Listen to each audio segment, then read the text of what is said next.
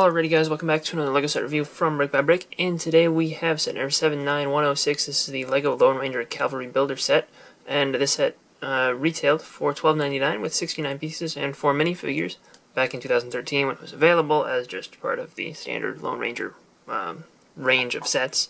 And, you know, it was a pretty decent set because you did get the Lone Ranger in silver, and if that's all you want, then that's good. And it also had these Civil War era soldiers, which is the only time we're probably ever going to get anything like that. So it was pretty popular for those guys. So here we have a little cannon, and this cannon looks pretty good. It does include one of the cannon bases in reddish brown, which is pretty cool to get. Though this is actually one that I swapped out because mine came with a broken clip. I did buy it used, obviously, so I'm not that surprised. And these do seem to break a lot, because my one from Colby City Showdown, too, was also broken. But that one was a little bit more seriously broken because it was one of the clips on the top. So, I just hope that this one from City of Sticks stays fine, hopefully. But, yeah, we do have the wheels in black, which is pretty cool. And just overall, this is just a pretty good-looking thing. You can take your figure and push it, I guess, if you want. It's kind of crazy, but it can be done. It does have this little stopper thing, but I'm not going to pull that out more than I have to, because the more I pull it out, the more likely it is to break.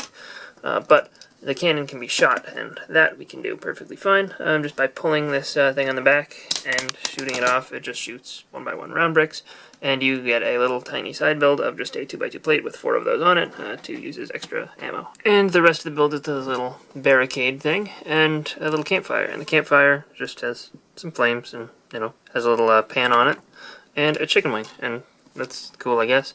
And this little barricade build, you can stick a figure behind it. There's no room to stick them on plates or anything, but it does look pretty good with that.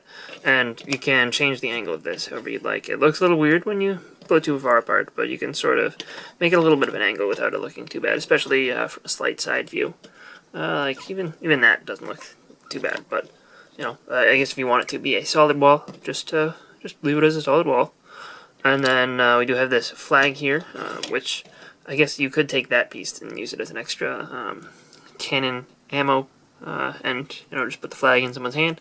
That flag there is a print, and it is exclusive to the set, which is pretty cool.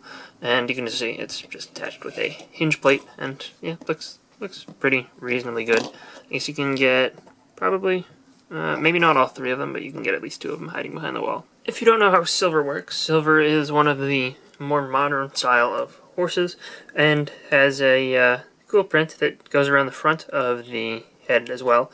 The head can be angled down and back up, and, you know, you can also move the legs so that silver can rear up like that, and you can move the head maybe a little bit so that it's kind of like looking forward still. It doesn't really stand too well on the back 2 legs when you just you know, are not on a studded surface, but if you're on studs, it'll work perfectly fine.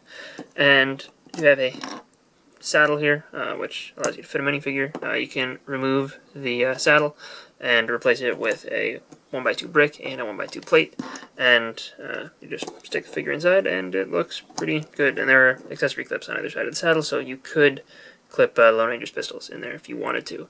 I'm not going to, because this is a reddish-brown piece, and I'm worried that those clips will break, so I'm going to try and not use them as much as possible. And I guess I should have mentioned that they do include the 1x2 plate and brick assembly, as they do in all the Lone Ranger sets, so you can just have a bunch of horses. First up for figures, we have the Lone Ranger and one of the Cavalry soldiers, and the Cavalry soldier here has the most uncommon face print of the 3.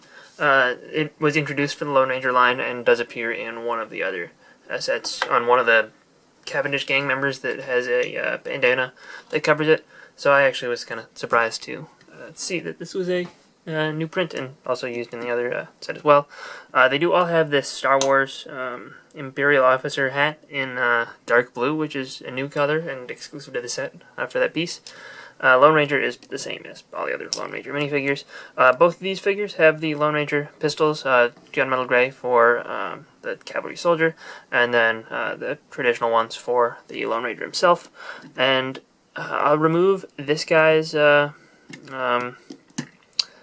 bag here so that you can see the back printing on the torso when we turn him around, but I'm not going to do that for any of the others because all of the cavalry soldiers have the same torso print, which completely makes sense, and I would have been a little bit surprised if they didn't. But if we turn that around, you can see the back printing. I do actually really kind of like the back print for this guy. I think that looks pretty good. It's come with a telescope, which is just a telescope piece and a transgear stud on the end of it. And yeah, both these figures are pretty good. And these guys are especially kind of cool. And then these are the other two cavalry soldiers, and they're actually a little bit weird just because their face prints are older ones that were reused, and they just kind of like.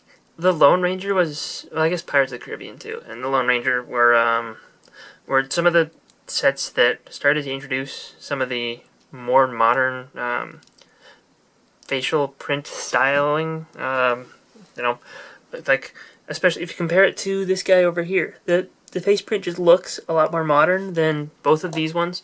I guess this guy over here with the Indiana Jones face is a little bit less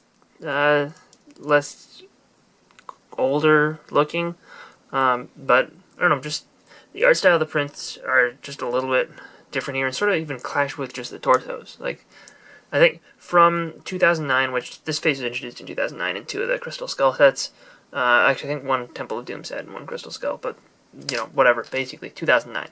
This might have been a little bit older, but both of these just look so different because they've come such a long way since then, and I don't think that's a terrible thing. I don't have a huge problem with it. I think it's fine to still use some of this stuff, but it just sort of clashes with the other two figures in the set, which, weird complaint, I know, but that's what I got. Both of these guys have rifles here, and they both have backpacks which cover their back prints, but yeah, they're both pretty cool figures, I guess.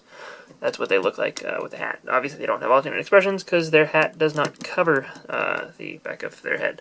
Their backpack sort of does, but still, you'd be able to see it. Overall, I think that this was a pretty decent little thing. Like, for $13, getting 4 figures is pretty good at the price of a battle pack, and you do get a horse as well as 2 builds that are pretty decently useful for just being a battle pack. Of course, if you bought multiple of these, you'd have a bunch of Lone Rangers, which you could move, but you can use the horse as just a regular horse, and put one of these random soldiers on horseback. So, it's a pretty good thing as a battle pack, and just a pretty good set as a whole, for, I guess, fans of the Lone Ranger, or just fans of Civil War era stuff. So I hope you guys enjoyed this little video. If you did, let me know in the comment section down below, and I'll see you guys all next time. Bye, everyone.